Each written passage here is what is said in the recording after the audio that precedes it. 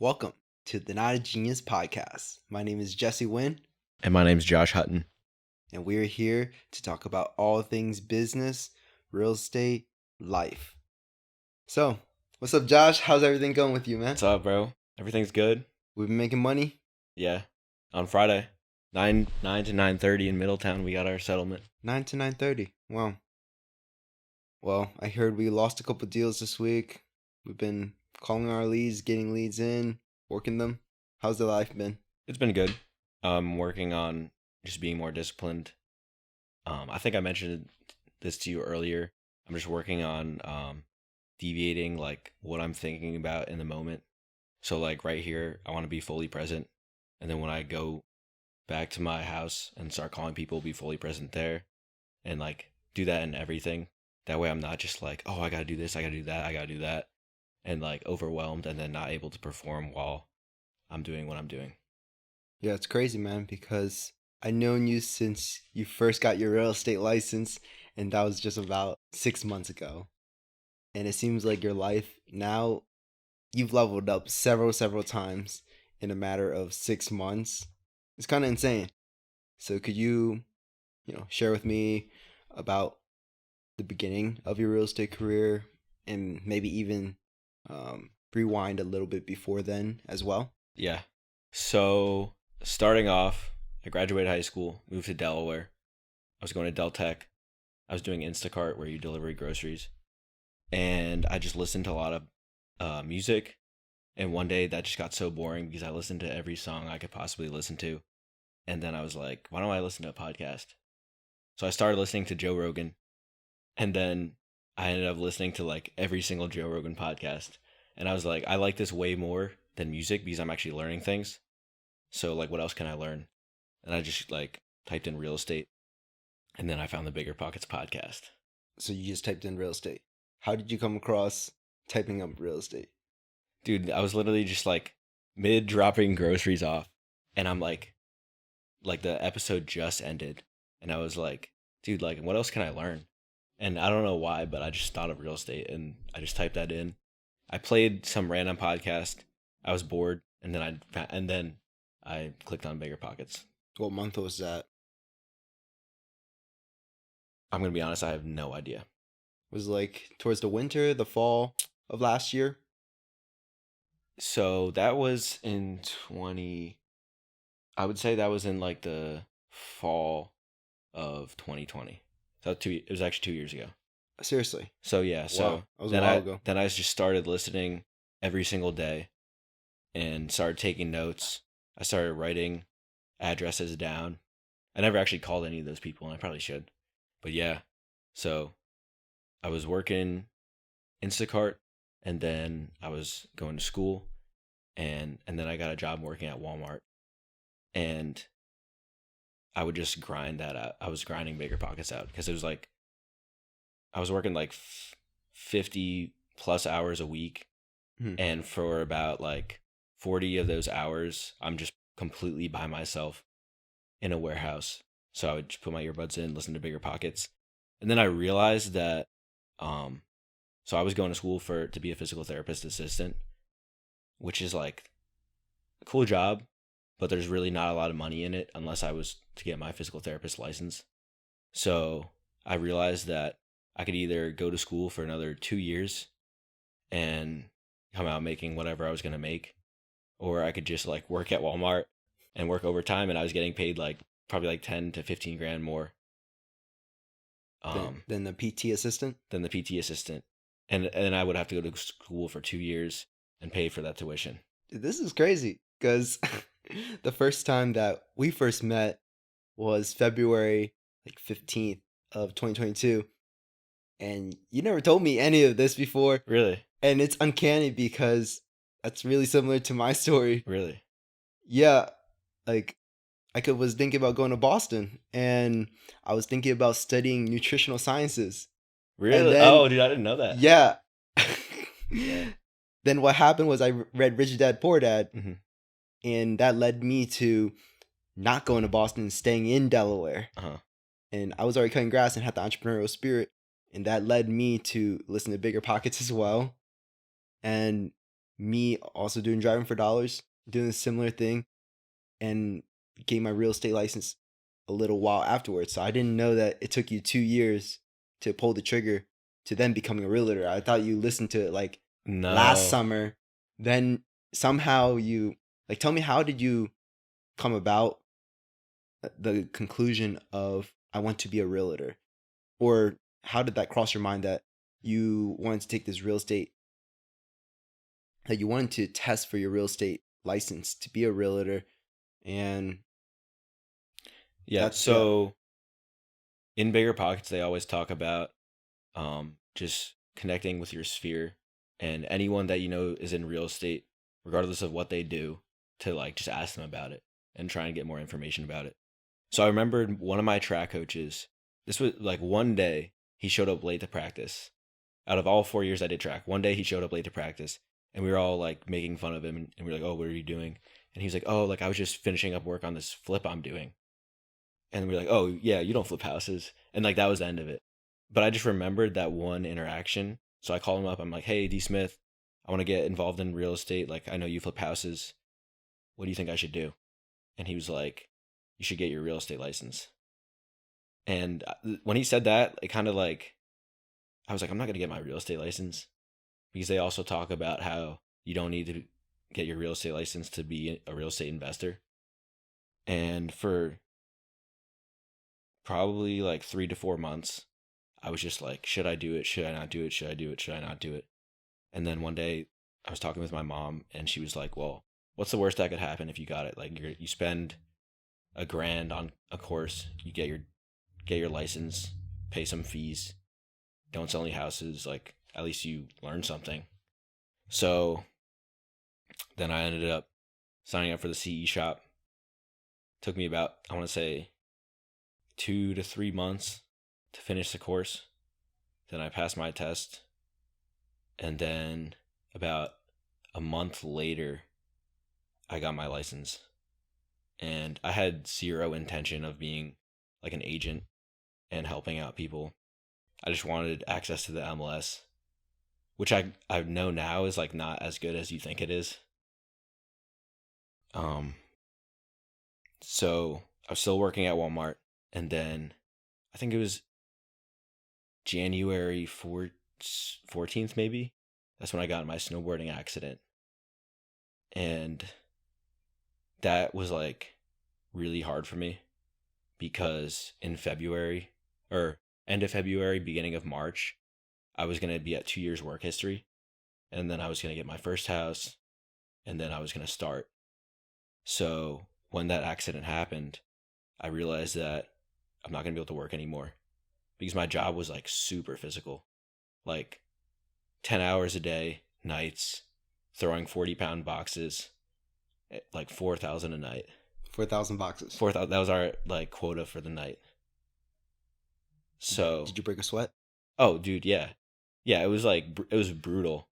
And like, that's partly why we didn't make a lot of money, but for like a job that you didn't need a degree, it's probably like the highest paying job in all of Delaware, just because no one wants to do it. It just really sucks. So yeah, so I was just sitting in the hospital. I'm like, I didn't have any health insurance either. I remember one night it was like rough. Like I'm like, all right, I've been working for 2 years straight. I dropped out of college. I'm like, I should be buying my first house in like 2 months, but I'm probably not going to be able to because I'm not going to be able to work for like 6 months. I can't get what's it called, disability, because so you needed to work a year, and I was like 2 months out, so I wasn't able to get any payment. Um, and I was like, there was one point where I just started bawling my eyes out, and then I met my roommate. Like my roommate, like calmed me down, and then things ended up like turning around, and it was like the best thing that ever happened to me. Dang, that sounds amazing. Like, Yeah, in the most weird way possible, you got set back so hard, and to see what you're doing today, like, it's just a really long journey and a lot of things to talk about that we maybe not be able to cover everything in this show today. but I kind of just want to break it down and talk about that experience from the point that you realized you couldn't do any of the things that you had planned for yourself and that you wanted to accomplish and achieve in the next couple months. And then can you tell me about like what happened? Like how did your life essentially turn around from the point of such a low of being in the hospital or having, broken rib, broken wrist or something like that from the snowboard accident? And then like how did you grow from that experience? So probably 2 weeks after that accident happened, I got my license. And immediately I was like, all right, well, I'm not going to be working. This is like, I guess this is what I'm doing. So then I just started researching how to be like a top agent. And I came to the conclusion that you gotta like go out and find people. So I did that with being an agent, but I also did that with investors. So what I did was I went on Bigger Pockets. I looked up like Newark, Newcastle, Wilmington, Newcastle County, and I found everyone on the Bigger Pockets website that was in like my area. And I messaged every single person and no one responded. Maybe like 2 people. And I'm like, all right, well, it's probably because like no one really checks this. So then I found every single person's Facebook and then I messaged all of them. And then I ended up like meeting some people. And then I just continued to meet with people, continued to like put myself out there, mentioned that I'm in real estate. Yeah. Yeah. Can you talk about like what were some of the most impactful relationships that you made within that month of February when you first began? Yeah, definitely. So let's see. So there's probably two, you being one of them. So I stopped going to church when I moved to Delaware, and it was just because the church environment that I was in before, it was kind of forced, and I felt like a lot of people were closed-minded, and I just didn't want to be around that. But through like reading Rich Dad Poor Dad, really, one of the things they say is you can develop yourself like physically, mentally, emotionally, but if you're not developing yourself spiritually, then like you're going to be lopsided. So Pastor Jesse came to our house for like a dinner, and I was like thinking about going back to church because I knew that whether or not I wanted to like pursue, I guess, Christianity, the only way to develop spiritually was to like actually do something about it. So I'm like, all right, maybe I'll go back to church. And then Pastor Jesse was like, hey Josh, you should come to church. There's no realtors there. So then I was like, all right, so I'll go. So the first day I went, after the service, I was just like talking to my parents, and then I think Glenn approached me, and he was like just talking to me, and he's like, oh, what do you do? And I'm like, I'm a real estate agent, even though I got my license like 3 days 3 days from that day. And he's like, oh, no way, my roommate does real estate. And that's all he said. And he's like, you guys should connect. And I was like, okay. So then I ended up messaging you, and you had like By the way, Glenn was my roommate. yeah, he was. So I looked on your Instagram, and like, I mean, you had like no followers and like no posts, and I was like, bro, like he does real estate. Like I wonder like what Glenn meant by that, because like it doesn't look like there's a whole lot going on. No offense. No, I was just posting Yeah. me, myself, and I. So, my friends. But then I saw the picture of you and Brandon Turner, and I was like, wait, what? So I was like, all right, maybe this dude's legit. So then we ended up meeting for sushi, and it was really funny because I was just like, oh, what do you do? And then for like 15 minutes straight, it was like, oh, I've done this, I do this, I do this, I do this. And then you were like, so what do you do, bro? And I was like, oh, I got my real estate license 2 weeks ago.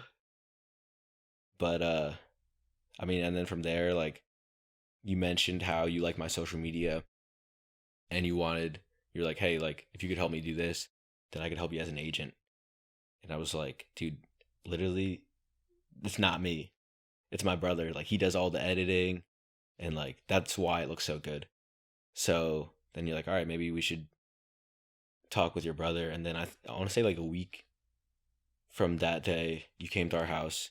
We filmed some reels, and then like, and then you got the office. And then I remember in the office, we were just chilling there, and you were like, oh yeah, like I have this house you want to list, or you can list, and like, but you said it so nonchalantly, and I was just like, wait, what? And you're like, I can list. I was like, I can list it, and then like that was my first listing, and then it's just been a snowball from there. Yeah. So there's like a number of things that you did incredibly well from the point that I met you and even before then.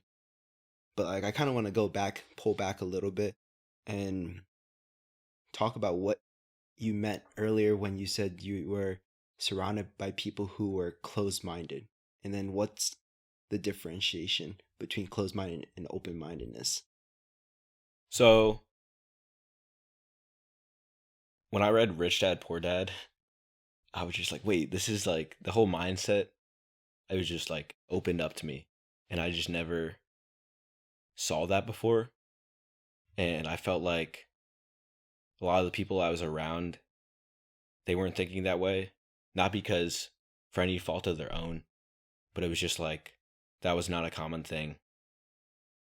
And there's this one quote: "You are who you surround yourself with," or like you're Yeah, the average of the 5 people you spend the most time with. So that kind of stopped me from, like, I became very careful of who I spend my time with.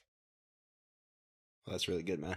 Um, and I think I was overly cautious because, like, I mean, I still had my friends from back home, and like they'll always be my friends.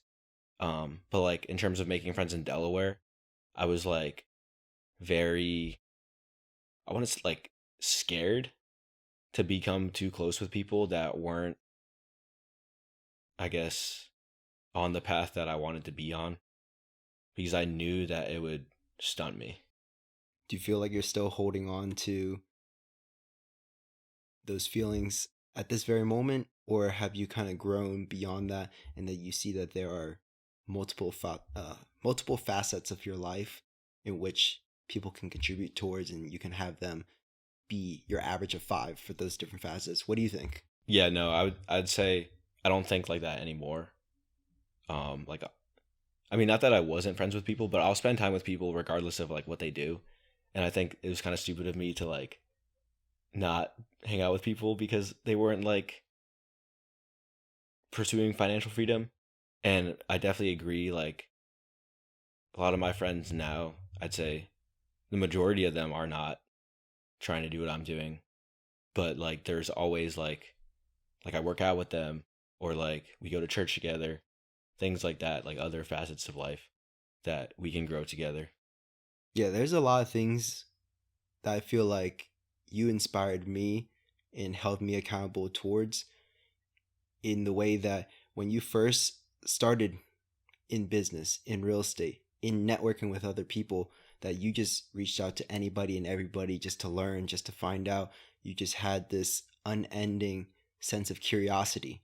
And I really enjoyed that you pursued wherever the door was open. Like you went to church even though you weren't really a believing follower of Christ at that moment. Um, you know, Glenn was brought into your life, and then Glenn made that connection. You pursued that connection, and you just dug into the details. And the way that you dug in, you kept on telling yourself there might be a little bit more. And that little itch of curiosity, I think, changed the entire game for you. And honestly, the way that you also were not cocky, and you were not the person to take all the credit for the things that have been produced on your Instagram. I think that was also a really big thing, like why I respected you so much from when we first met. I took you pretty seriously, and I saw that. Okay, in the beginning, you had told me whether it's investing or whether it's being a realtor, I just want to be the best that I possibly could be. Maybe even the best in the whole state of Delaware in the next 5 years, in the next 10 years, whatever. You had really big, ambitious goals, and you were willing to do whatever it takes to get there, work and grind to like no end. And you backed it up by putting in the work behind the scenes and actually doing the work, but actually networking and doing all the supplemental stuff. Like for me, like when I was a runner back in high school, it was not just doing the really, you were also a runner, and it was like, it was not just doing the really big workouts, and it was not just No. doing 50 miles per week or 60 miles a week and training your legs to run the distance, and it was not just the speed workouts, but it was also, what did you do in the gym? Mm-hmm. And then what did you do in terms of strengthening your joints, your muscles, just keeping yourself out of injury?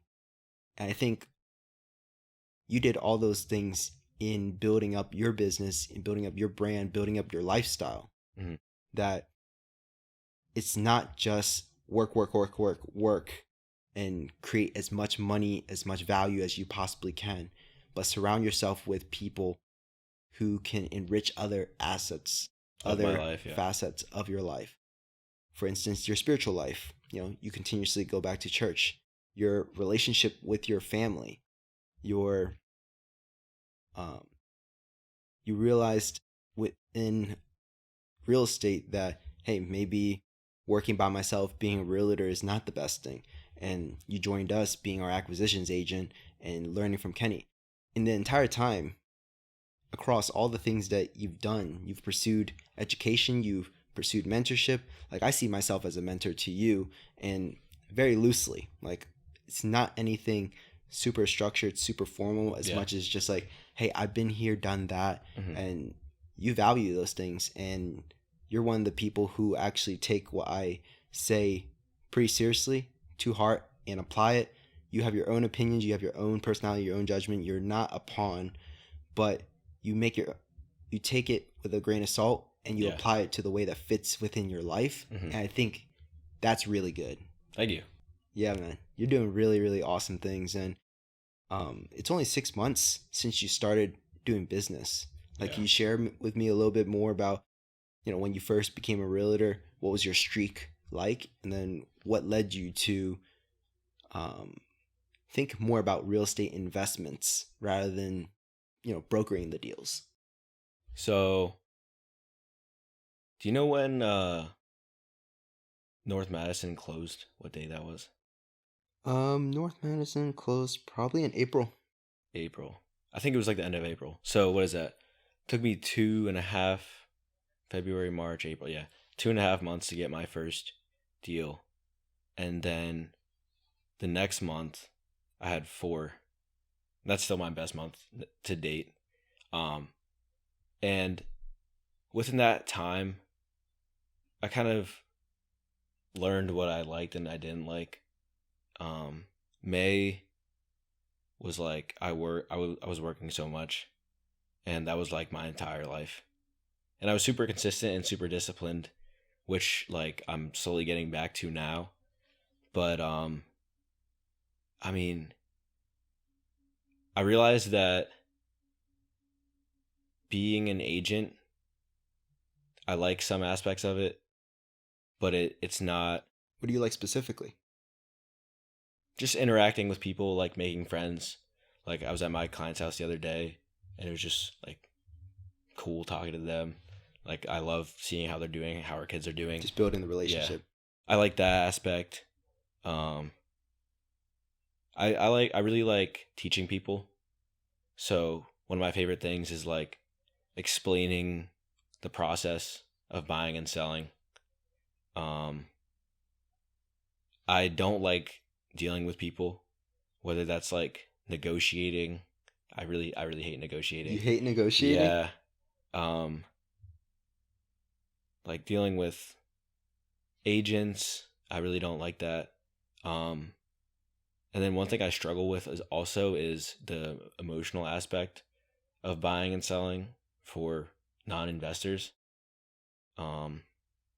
not to use this as an excuse, but I'm like not really that empathetic of a person, and I kind of just see more like numbers, and it's like, all right, you wanted a pool, you wanted a garage, it has this, but like why aren't you interested? You know? Yeah, you just don't understand, how is this bedroom not big enough? Yeah, Or like, why do you need a 3-car garage when you only own 2? yeah. So so I can like handle that. I wouldn't say I'm the best at it, but it definitely takes a lot out of me. Yeah. Like a lot of just It's draining. like Yeah. yeah, a lot of stress. So that month of May, I was super stressed out and working like that was my entire life. It didn't make you that happy, huh? So that's kind of that's exactly what I found out. I was like, wait a minute. So I just had on paper the most successful month like of my life. And yet I am not any happier. I don't feel any more fulfilled. I like it just wasn't what I thought it was going to be. Like I thought that when I'm closing deals left and right, when I'm getting all these paychecks, when like my clients are happy, I would be like more motivated, more disciplined, more happy. Um and that wasn't the case. And one part of it is just because being an agent isn't what I'm like most passionate about. Another big part of it though is like time management because I was super in the month of May. I don't think I did anything that I actually wanted to do. Like I like working out, but that would like that's probably the only thing I could say that I like look forward to.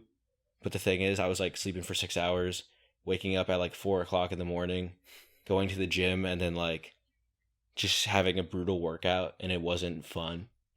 So I realized like, yeah, you can have money and success, but that doesn't actually equate to how you feel about your life, how happy you are.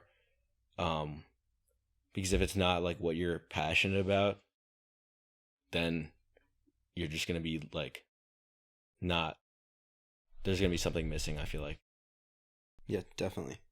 I think you made a lot of really good points. And I remember when you first told me, man, the money's not it. Like, you tell me that my entire career, like everything, my entire world was like flipping upside down because I really thought that I would be a lot happier because I was making more money. I was producing more. I was getting to that level where if I just kept on going, I'd be the most successful realtor or most successful business person in the whole state. And I totally believe like if I you wouldn't say that. I I don't wasn't. I don't know if you'd be like the most successful. You definitely need to like learn how to scale, but you were definitely going to be a super successful first year realtor Yeah. if you just kept on what you were doing, grinding, doing all the cold calling. Because I know how hard, you put your blood, sweat, and tears into cold calling these Yeah. random people, um, hitting a routine schedule, getting the training necessary Mm.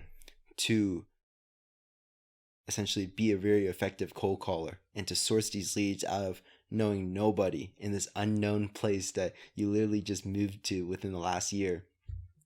It's it's nuts. So you knew what the formula was essentially to being successful, Yeah. but that's not enough. That's what you're telling me. You're telling me that in addition to chasing after success, real success is real success is a combination of having all these other areas of your life also balanced, also Yeah. fulfilled, also met and exceeded at a high level. So it's not enough just to be a successful business person. And it's not enough to just be work heavy, produce as much money as you possibly can. Because at the end of the day, as cliche as it sounds, money doesn't buy happiness. But what can I say?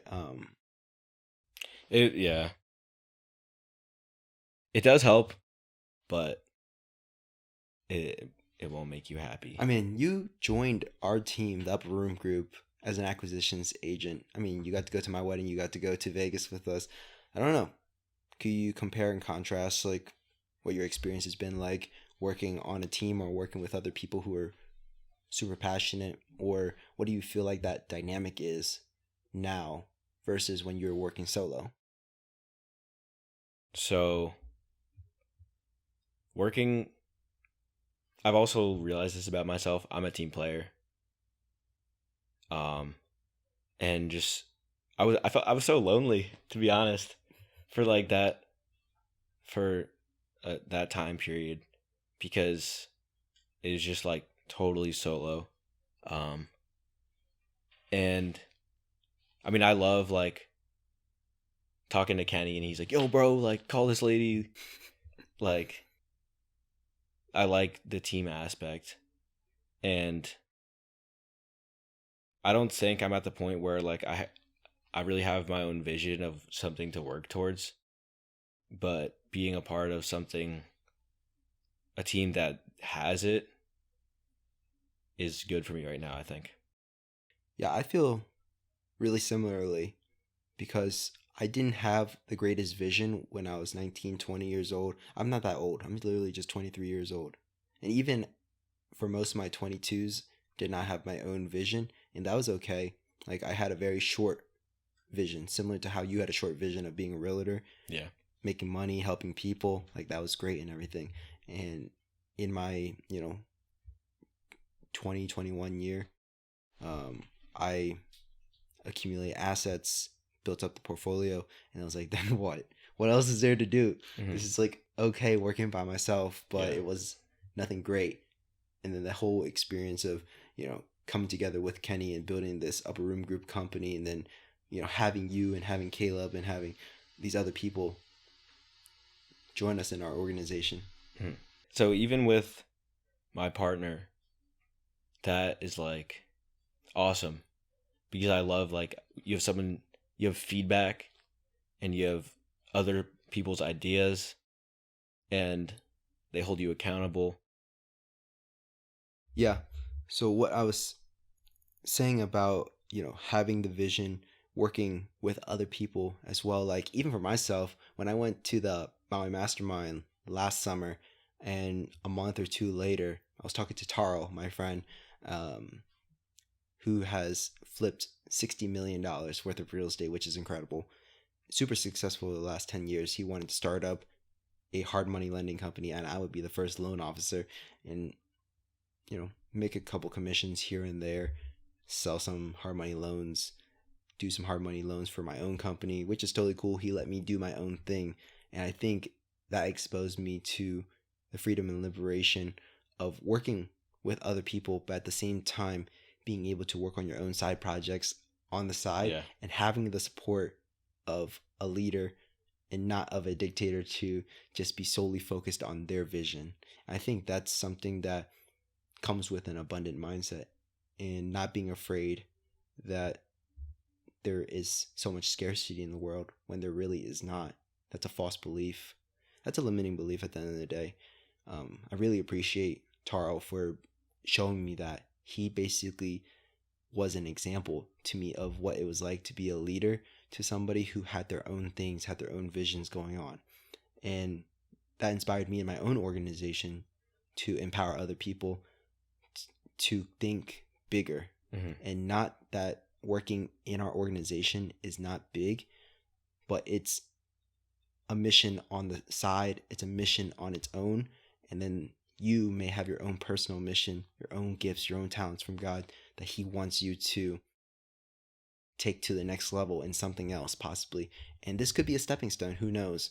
We don't know if you'll be with the Upper Room Group forever, but I'm sure we can be friends and we can have a relationship forever.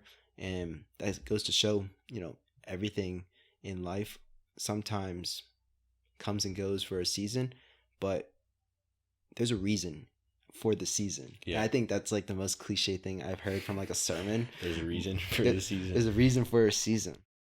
And for the time being, like I take everything one day at a time. I don't expect you to leave tomorrow or to tell me you want to go work on your own thing, as much as like, hey, let's just take it slow and we'll see where is the best fit within our organization for you. We continue to train you, build you up, make you stronger, and you go 100% in whatever you try at. And I think that's the company culture that we are trying to attract, is whoever is there, whoever is in our organization, whatever place that they're in, is that they're trying their best wherever they are, and that wherever they go to next, we just want them to be 100% Yeah, and be and successful passionate. in that. Yeah, and we don't want to hold people back Mhm. from their ultimate potential that God has designed them to be a part of.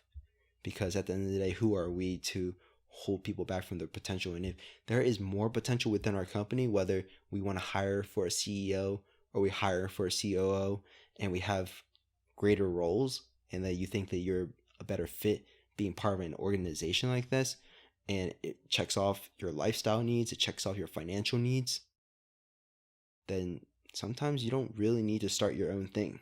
Yeah. And I think that's totally okay, because I know of a lot of great business leaders who are working in in organizations as entrepreneurs versus entrepreneurs, which is still empowering. Mm-hmm. You still learn a whole lot. You take less risk, and I think that's what life is sometimes, is balancing your risk. Yeah. Like, you see how many houses that me and Kenny are currently flipping, and we're not saying that to boast as much as like, oh, you just listed one of our properties that was complete in shambles. You walk through, you make your Instagram reel, you get bit by a couple Fleas. ticks, Fleas, bro. fleas, not Fleas, ticks. yeah. Yeah, I'm just like, oh, I'm really sorry about that. Nah. But we're able to take that property off of our books, Mhm. reduce the risk, make a little bit of cash Yeah. without having to do any work. Like, that's a win in Mhm. itself. And I think, by you being observant of what we're doing today and what we're doing in our business, learning day by day, you're learning with us. Don't feel like we're learning something totally different and you're off to the side, right? Yeah. As much as you're learning on our dime. And I think that's still empowering, and that's still lower risk. And a lot of people feel like they need to leave their jobs completely, pursue something wholeheartedly, Mhm. and then put everything on the line. And really, like, Yeah. I see where they're coming from, but I don't always think that's the best route to go. yeah, I didn't know that in the very beginning. I thought it was just like, you just cut your ties and, Yeah. cut off your parachute, you go down, you build a new parachute. But I would say though, I mean,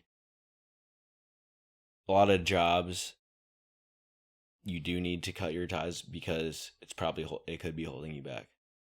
Yeah. But I mean, it's dependent on a lot of things. Yeah. I mean, so you went from working for Walmart and now you're working with the Upper Room Group. I guess like you went from working for to working with. Can you talk to me about like your experience in both those organizations? How do they contrast one another? And like, if you were to ever build your own company, I guess like you don't really have the necessarily the vision of like what that would be like in terms of what you guys would do. Yeah. But what would you want it to be like? Okay. So the biggest thing, and the reason why I'm glad that I don't work there anymore, is because the complaining. And that's one thing, if I was ever to start my own organization, is just make a culture of people who are there to work and give ideas to make it better. But there would be so many nights where it was just like, oh, this happened, this happened, this happened. Like, I would come in super happy, and then I would leave all like in a bad mood. So I guess morale, like I really want the morale to be high and for everyone to understand what they're doing and why they're doing it. Because like the department I was in, I found out later it was only there to just make our numbers look better. Like, it wasn't actually helping the production of Walmart. So like once we found that out, we were just like, bro, why are we even doing this? What do you mean make the numbers look better? So they count the amount of like boxes that go through the warehouse. So there is, so basically I mean, there is a justification for like some packages, but basically the product comes in on a pallet, right? Then they break the pallet off, and then they go into my department. Then we throw every single box off a pallet. Then it goes to the other end of the warehouse, and then they put the boxes back on the pallet. So the reason for that is that like maybe there's 45 on a pallet and a company ordered 20. So that's why they do that, right? But wouldn't it make more sense to just take 25 off? But by taking 25 off, that's 25 less boxes that technically went through the warehouse. So It's kind of like shooting the ball at the backboard and catching your own rebound, and then tossing it back at the backboard. and now then you just gave counting your yourself an stats. assist, yeah. So like have a company where everything a person does, they know why they're doing it, and it actually like gets the ball across the field. Um, that's probably the biggest thing. And also like a company where you can provide feedback and it'll be taken seriously. Um, but people is a big thing. Like just people that are happy Yeah. and don't dread to go into work, and there's not always like drama. I'm not entirely sure how to go about that, and I guess like the main thing is have a purpose that everyone is like, okay, I can get behind this. And then when you delegate whatever work they're doing, like, okay, I see why I'm doing what I'm doing. Oh, that's super awesome, man. Yeah. Yeah, so I'm really glad that we started this podcast. I just wanted you to talk more about, hey, what do you want to see with this podcast? What is your vision for this? And what do you think we can do with it? So for me, I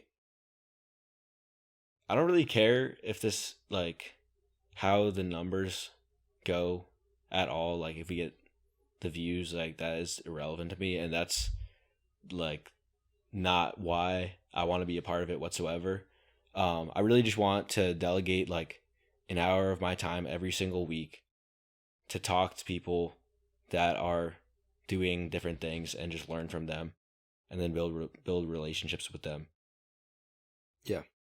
That's where I see the podcast going. Um, Yeah. And if because if God decides to enrich this podcast with more viewers and give us a lot more things than we had originally anticipated, and he gives us even bigger guests that, wow, we're going to need to accommodate for, brings us to places, like we're going to take up those challenges and try to steward them well. mhm, Right. So wherever it goes, we're going to make the best of the situation. Right? yeah, yeah.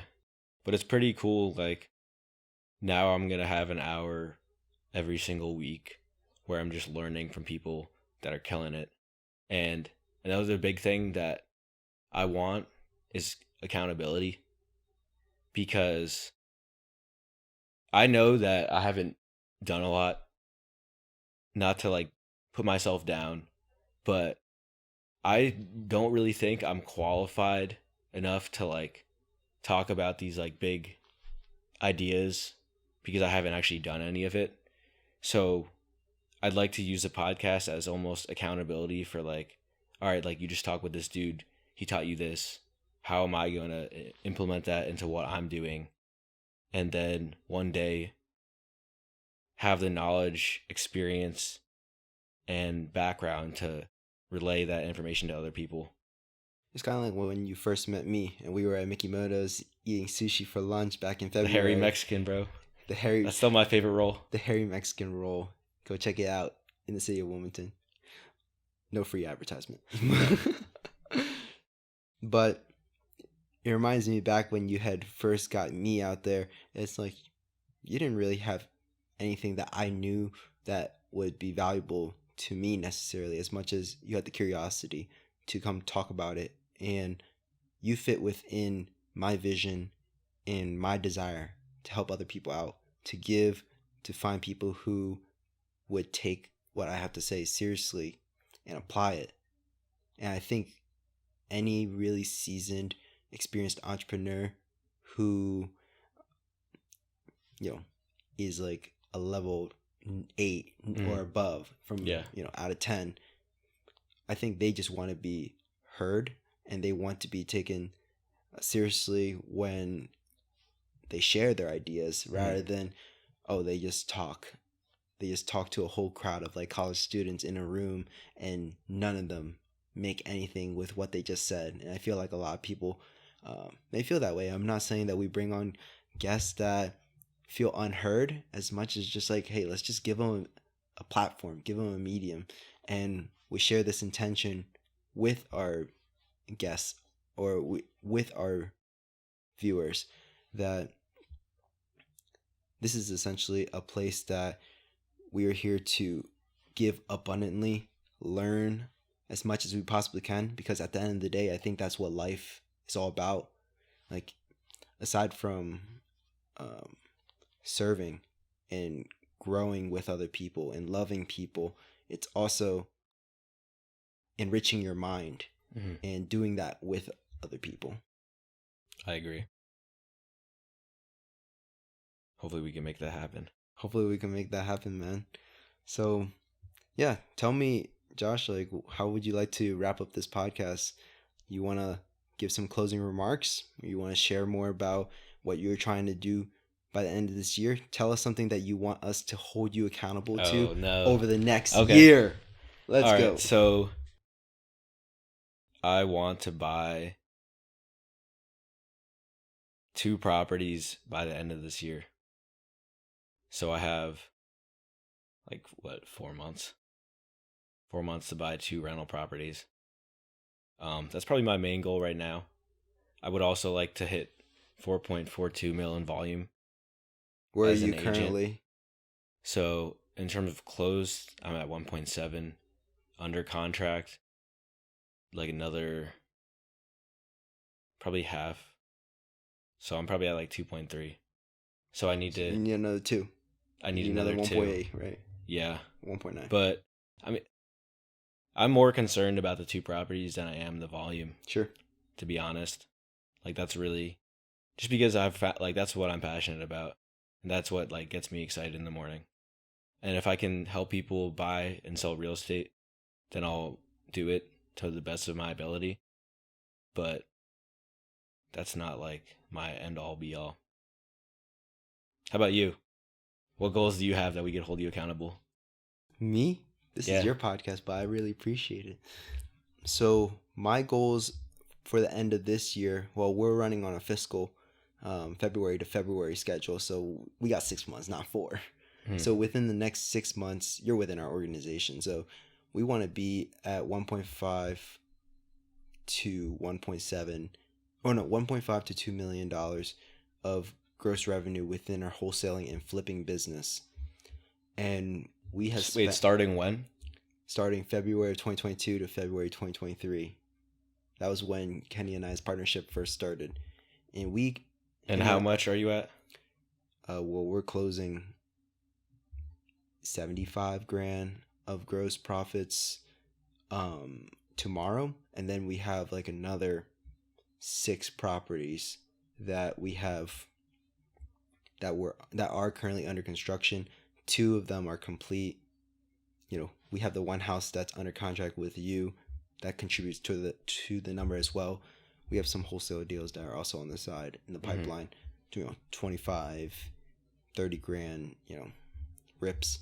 So I think we can do it if we go into overdrive over the next 6 months. We're about to start this new direct mail campaign. Yeah. Our internet leads are going off the chain. We literally just got 8 in the last 2 days, which is nuts. And if we don't hit 1.5 to $2 million in gross revenue, I think that's okay. We have some properties that we're deciding to hold for... Oh, I really apologize to all the guests if you guys are hearing a lawnmower in the background. Yeah. Holding it for Airbnb, right? We're holding them for long-term rental. So we have a duplex right now. And if we buy a couple of things for Airbnb, that'd be good too. So if we don't hit 1.5 to $2 million, the secondary goal would be 1.5 to $2 million in revenue / equity gained. Okay. And I think that would be fair. I think we're going to do really big things. And honestly, I just want this company to continuously evolve, have all the systems in place. So by the end of this year, I want there to be a defined system and process for every single role. Okay. And that there are people within the departments that are not me holding each other accountable to those systems and processes. So those are just my short-term goals at the moment. Those are just 6 months out. But And is that your main? That's my main baby. Main my baby. main baby right now, because I thought I wanted to go buy commercial property and get into that game and be a lot bigger. Yeah. But I realized I can't split my focus upon things that would take my focus away from my baby, because I don't want to not be fully developed out in my systems and processes for my wholesale and flipping company, when those same skills of follow through, start to finish, are the same skills that I would need in order to be successful in developing out a private equity commercial property acquisition company as well. I think it would be the same principles, just another business, different context. And I just need to finish where I started. And honestly, we have a lot of great people in the right seats, and we're continuously bringing them week by week or month by month into the door for us to have this awesome company. And we have the right mentors. We just need to follow through with the information that we've been given, and with the accountability that we have. So over time, I'll keep you guys updated on what's going on in the Upper Room Group. That's the name of our acquisition company. But I do have one question. What's up, man? So, in terms of the coaching you have, I saw the Bokel brothers. Is that what they're called? The Bokley brothers? Yeah. So I saw their... you saw their Instagram live? I just saw the clip of you talking about coaching. And the amount of money you spend. Yeah, it's unreal, right? It's almost half my income. Do you think that it has, I guess, been worth it? Oh, 100%. 100%? Okay. 100%. That's why I'm spending another, low 5 figures going to the Maui Mastermind. I love it. Yeah. I'll travel to the ends of the earth to go learn from big ballers and people, high quality people at the end of the day. Like, I don't want to learn from Brandon Turner or Taro Yarber because they're just ballers. And I don't want to be there just because there's cocky people who have done bigger and more successful things, as much as I want to be around people that I like how they are fathers or mothers or parents or friends or sons or daughters, how good of a quality of a person they are in their entire life. Yeah. Rather than just sacrifice everything. Account, yeah, rather than sacrificing everything to be a successful business person. That's not where I want to be. Those are not the rooms that I want to be in. Yeah. So I might even spend more. Like my coaches right now in Atlanta, shout out to Clint and Tyler. They spent over 6 figures. Really? They spent over 6 figures, and they've made over $1 million in just their first year. And then this is their second year. They're shooting for $3 million. Wow. And they're renting out large office space, bringing on team members, bringing on directors, other partners. Like, they have a really, really big vision. I don't even know what their vision is, but they know what their vision is, and they know what people they need in order to get there.